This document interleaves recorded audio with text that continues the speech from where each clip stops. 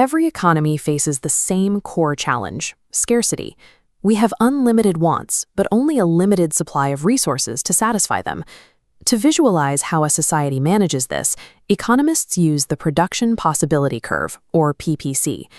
Take a look at this scenario from a 2023 Paper 1 exam. If we plot a production point directly on the curve, what does that actually tell us about the economy? The answer is C. A point on the curve represents the maximum output possible using all current technology and fully employing every available resource. Landing precisely on that boundary means the economy has achieved absolute efficiency, leaving zero wasted potential in its production process. Understanding the diagram is just the start. For Paper 2, you need to be able to define the PPC using precise terminology to secure 2 marks.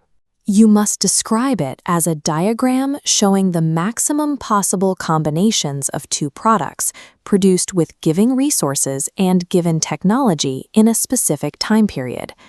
Be careful. Cambridge mark schemes explicitly state nothing for a diagram on this specific definition question. You must use words alone to earn the marks.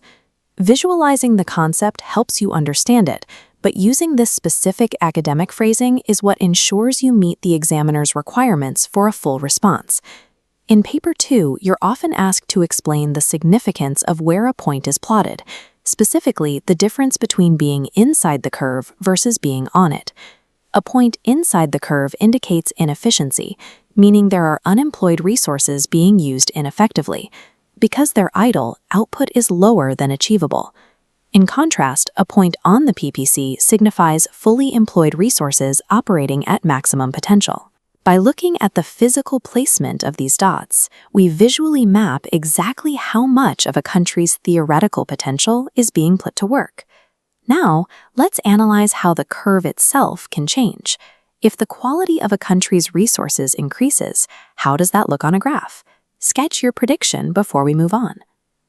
Better quality resources shifts the entire curve to the right, representing a higher maximum production level. Improvements like a better educated workforce or advanced technology allow more goods to be produced with the same quantity of resources. To secure the final analysis marks, your written answer must explicitly state that this outward shift represents increased productive capacity or economic growth. A rightward shift represents a permanent expansion of the economy's absolute potential rather than a temporary increase in production. Shifts can also go the other way. Consider question 5. What happens to an economy in the wake of a serious storm? A storm can destroy factories, power grids, and transit networks. This reduces the actual quantity of resources available to the economy. Because the economy has lost productive assets, its maximum potential falls, shifting the entire curve inward to the left to reflect a lower maximum capacity. Remember the distinction. Wasted resources put a dot inside the curve, but destroyed resources move the entire curve itself. A common mistake is labeling axes price and quantity. This creates a demand and supply diagram. You must use specific outputs, like capital and consumer goods. Finally, ensure your curve doesn't float. Examiners require lines to touch both axes for full marks. To support that journey further, connect with Fundoo Tutor for expert one-to-one guidance tailored to your child's learning needs.